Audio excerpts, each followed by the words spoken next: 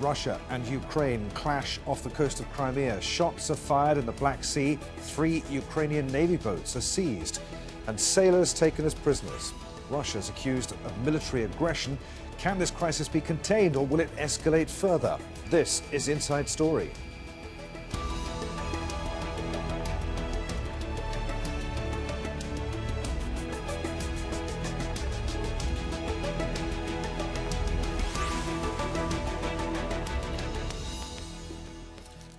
Hello, welcome to the programme. I'm Adrian Finnegan. A military confrontation between Russia and Ukraine has raised fears of a new and dangerous crisis. Relations between the countries are still raw after Russia annexed Crimea 4 years ago. And Moscow's since been backing pro-Russia separatists in eastern Ukraine, where fighting continues. Sunday's incident in the Black Sea could spark a wider conflict. A Russian coastguard ship rammed a Ukrainian Navy tug and opened fire on 2 other ships. Several Ukrainian sailors were wounded and more than 20 were taken prisoner.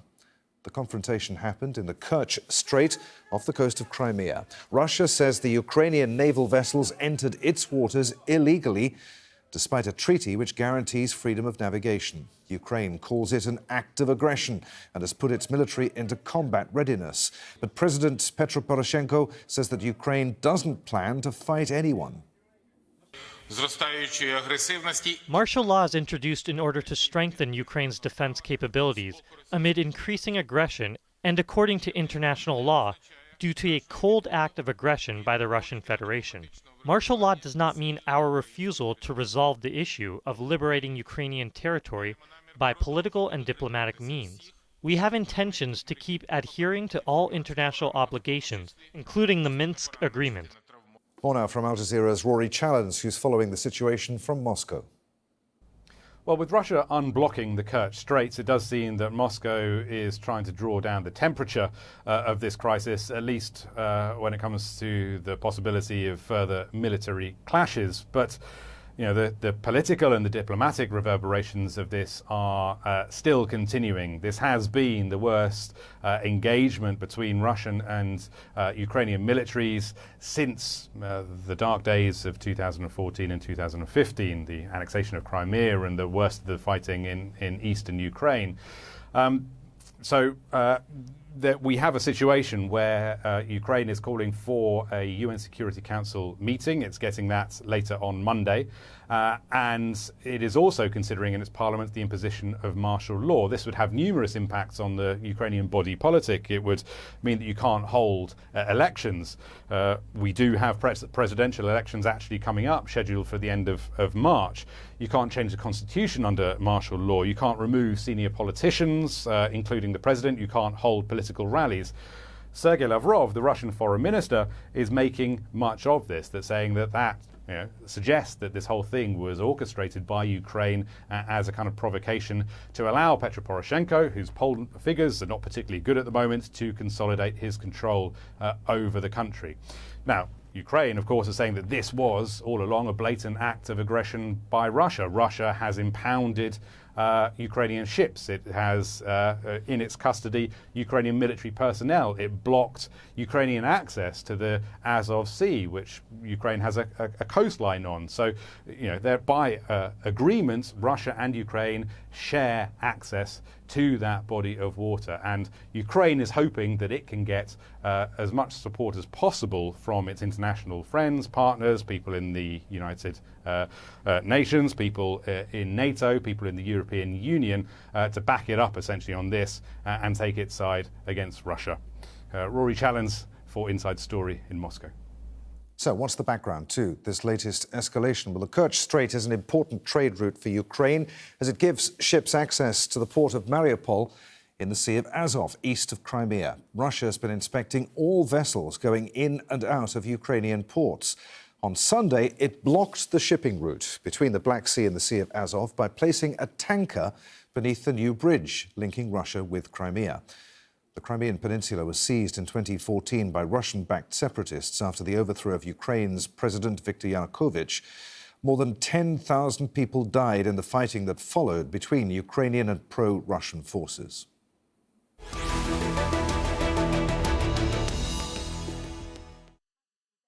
All right, let's bring in our panel for today. Joining us from Moscow is Glenn Deason, Professor of International Relations at the Higher School of Economics in Moscow. From The Hague, via Skype, Taras Kuzio, Ukraine expert and author of Putin's War Against Ukraine.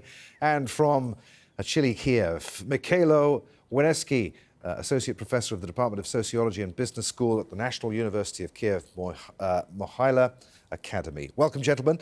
Let's start with you, Glenn. How dangerous a situation is this? Could it spiral out of control? Is either side prepared to escalate this? Well, the conflict could become very dangerous quite fast. However, I think it should be under control. I think there was some incentives, especially from the Ukrainian side, to elevate tensions a little bit in order to, I would argue, create a provocation for a bit of an international incident. However, I think that a broader conflict with Russia would not be in Ukraine's interest. And now, on the same side, I don't think Russia has any interest either to see this conflict escalate. So I think it can be contained. I think we'll be more used to ramp up pressure against Russia, as I would expect both the British and Americans especially to follow up on this issue. Taras, in The Hague, what's really going on here? Is this Russian aggression, unfinished business, political maneuvering by Ukraine's president? I find it incredible that our guest from Moscow is already blaming Ukraine for this military aggression when we see from the video clips that it's the Russian ship that hit the Ukrainian, not the other way around. But there are, I think, two to three reasons for this, incident. First of all, Russian leaders, including Vladimir Putin, are very afraid of developments in Ukraine because Ukraine is slipping out from their control. Russian soft power, Russian influence in Ukraine is practically collapsed since 2014. And the latest example of that is the drive to have an independence for the Ukrainian Orthodox Church from the Russian Orthodox Church. This was so severely seen in Moscow that they called a meeting of the Russian Security Council. Secondly, they are desperate to try to undermine President Petro Poroshenko, because Putin sees that Poroshenko is the only one with whom they cannot do a deal on eastern Ukraine. And it's because of that they want to try to undermine him with the upcoming elections in March of next year. They're going to do the opposite. They're going to actually probably make him be elected, but that's always Russia's case, that they don't understand Ukraine. So I think that there's more going on here than meets the eye. And it's not just a quick case of, oh, Russia made a kind of a mistake. Russia is seeing Ukraine slip away, and Russian leaders are angry. They don't know what to do about it. Well, let's put that straight back to Glenn. Glenn, is Russia trying to undermine Petro Poroshenko ahead of Ukraine's presidential election? No, Petro Poroshenko is already polling quite poorly. I think the people who would vote for him now is in the single digits, so he's far from the favorite. And if anything, I think this crisis would help him to rise up the polls, even possibly now establishing martial law, setting it to favor himself, or at least to boost his own popularity in the ratings. So I see this as being favoring his presidency rather than undermining it, by showing him that he's able to stand up against Russia and also getting the support of the Americans and the British. Now, I would point out, however, that it's not really clear what has happened so far. All we know is that the laws which are supposed to determine who can control these waters is, of course, linked to the sovereignty of Crimea. Now, given that Russia considers Crimea to be part of Russian territory and Ukraine believes it's part of Ukraine, they will both refer to the UN Convention on the Law of the Sea in order to claim a right over the territorial waters. Now, luckily, we have the 2003 agreement, which establishes how they should behave themselves in these waters. And the rules are that they have to report to the port in the Crimean port of Kerch and get permissions. Now, the Russian argument is that the Ukrainian vessels which are sent in did not follow these rules. And for this reason, they were intercepted. And then the Ukrainians sent warships immediately. So from their perspective, they argue that this was a provocation. However, we simply, at this point, don't know. The Russians have said that they will release the tapes and the evidence. However, in the West, it appears that both government and Western media has already laid their verdict, and almost as a nature of law, instinctively blames Russia whenever there's a crisis between Ukraine or any other country and Russia. So I think for the real evidence, we have to wait and see, though. Mikhailo, in Kiev, Ukraine said that it had given advance notice of the route being taken by its vessels. Russia says Ukraine didn't notify them in advance and that the vessels were navigating in a dangerous manner, and the clash was engineered to create a sense of crisis to support the president in Kiev. Who's telling the truth? You know, at the end of the day, Russia has lost all credibility with respect to telling the truth. Most viewers of yours, unfortunately, have probably forgotten that we have an ongoing war with Russia for the last 4 years. 4 years, we've had daily artillery attacks. We've had daily attacks by tanks. We've had daily sniper fire. We've had daily casualties and daily deaths. Unfortunately, that's left the news. And now suddenly we have this naval incident and it's gone back into the news. Of course, that makes sense given the fact that Ukraine has finally reacted in such a way that it brings out into the open what in fact is a reality. And the reality is that there is a war and that Russia is the aggressor. Petro Poroshenko, 2 hours ago, submitted a decree to Parliament declaring martial law. Parliament will be in session in approximately half an hour. And I expect that there's going to be a lot of discussion tonight as to that law on basically a War Measures Act. But Ukraine is currently in a state of mobilization, and it has been for the last 4 years. But in reality, what we now have is we have I guess, a legal recognition of the reality of 4.5 years of war. Now, that 4.5 years of war has been quite successful from the Ukrainian standpoint, meaning that we've only lost 7% of our territory, but nevertheless, daily casualties and over 10,000 dead. This is just one more episode in that saga. Mikhailo, President Poroshenko says that the two ports on the coast of the Sea of Azov are key to Ukraine's economy. Why is that? Well, it's not just those two ports. It's generally access to the sea, which is key to Ukraine's economy, which obviously is important. But those two ports are key for access to exporting of metal. A little bit of grain also, but primarily it's the metallurgical industry of the southeast. So we're looking at iron, steel, various other ferrous metal aggregates that are being exported from the port of Mariupol and the port of Nikopol. Both of those being rather important. And for the last 3 weeks, Russia has been harassing Ukrainian ships going into those ports, asking them for additional permissions to go through Kerch, and in fact has been delaying for days up to transit and shipments. And as a result of that, trade is suffering. And in a scenario where the Ukrainian economy is not exactly in the greatest of shape anyway, it's better than it was 4 years ago, but nevertheless, still recovering. Those types of delay tactics are obviously seen as being very, very aggressive on the Ukrainian side. And quite frankly, now we've had an escalation from the Russians to capture actually 3 warships of the Ukrainian Navy.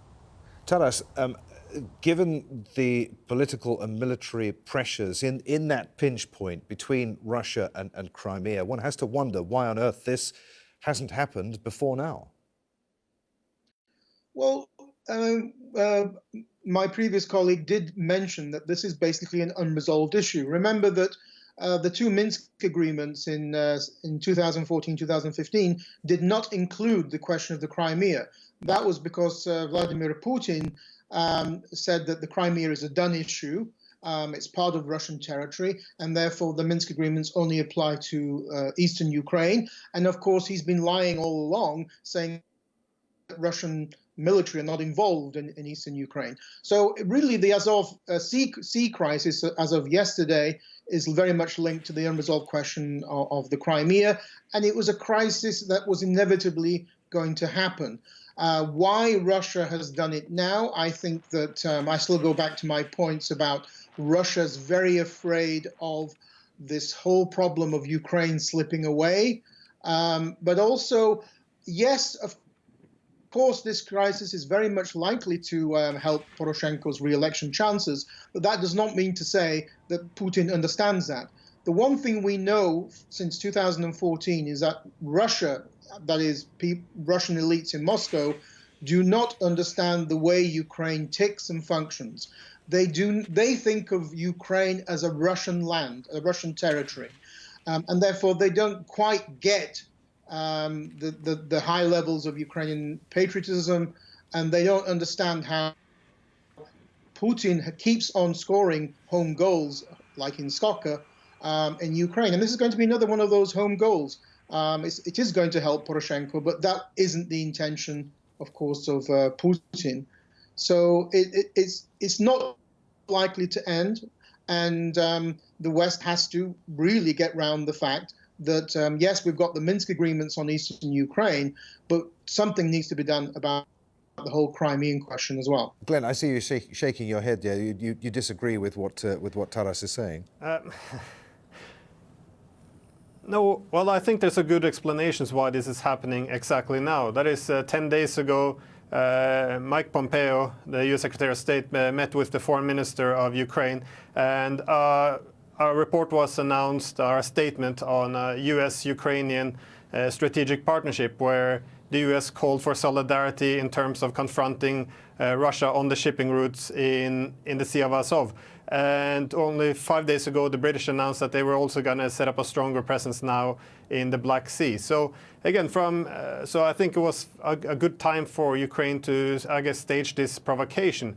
And again, this I guess the sentiment in Moscow is often a bit misrepresented abroad, because when the West backed the coup in 2014 and a very anti-Russian government took place in Ukraine, there was indeed huge panic in Russia that all red lines had been broken by the West, and there was something really needed to be done fast. But if you get the feel here in Moscow now, the sentiment is quite different. The interest is to bring tensions down and get a working relationship back on track. So I don't see that there's any appetite for at least instigating any conflict on the Russian side. And again, if you find any Russian leader until 2014 who even argued that Crimea should be brought back to under Russian sovereignty, there simply aren't any statements there, because it wasn't an issue until you had this Western backed coup. So I simply don't see any Russian interest in this, but rather you see this has been building up on the Ukrainian western side. Glenn, we've got both of our guests in both The Hague and in Kiev shaking their heads, rolling their eyes here. Mikhailo, do you want to come in there? Well, I mean, this junk about Western-backed coup. I was on the Maidan 5 years ago, basically every day. If it was Western-backed, where's my payout? It wasn't anything Western-backed about it. This was a popular uprising against a Russian-backed, corrupt crook and supposed president. But I mean, at the end of the day, who attacked Ukraine? Why is it that you're calling it a Ukrainian provocation? Ukraine has lost territory. It is Russia that invaded Ukraine in Crimea. It is Russia that has invaded the Donbass. It is not Ukraine that is invading Russia. It's a case of blaming the victim, and this is a classic Russian, Kremlin propaganda ploy, where we're going to blame Ukraine for the fact that now we have 3 Ukrainian vessels that are held by force by Russian forces, and we have 25 Ukrainian naval officers that are currently in jail, 6 of which happen to be seriously wounded from Russian military fire. This has nothing to do with a provocation from Ukraine.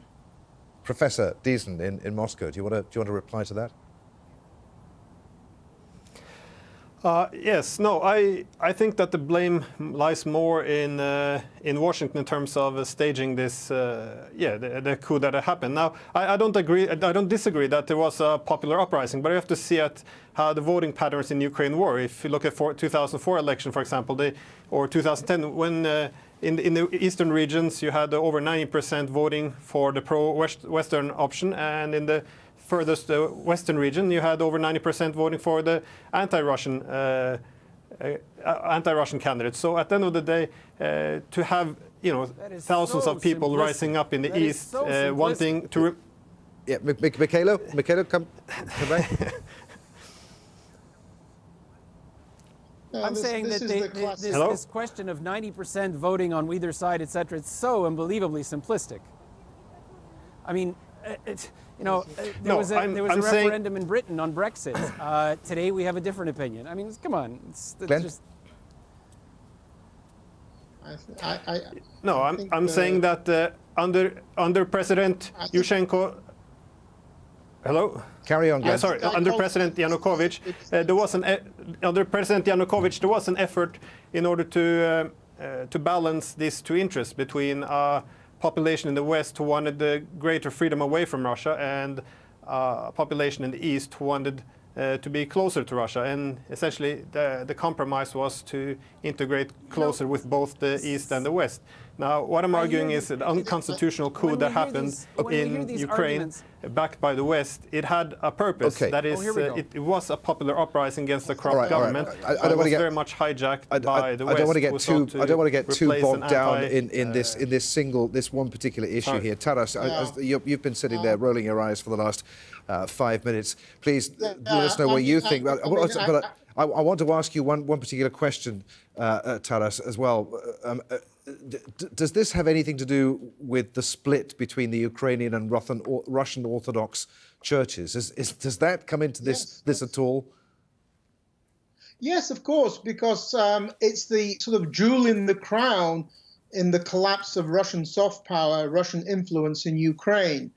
The whole problem that Russia has today is that Russian policies towards Ukraine, Russian aggression towards Ukraine, has undermined that soft power. It's rebounded back against Putin.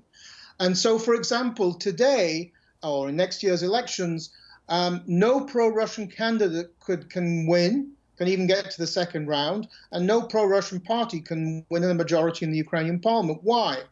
Because 16% of Ukrainian voters, 27 election districts, are under Russian occupation in the Donbass and Crimea.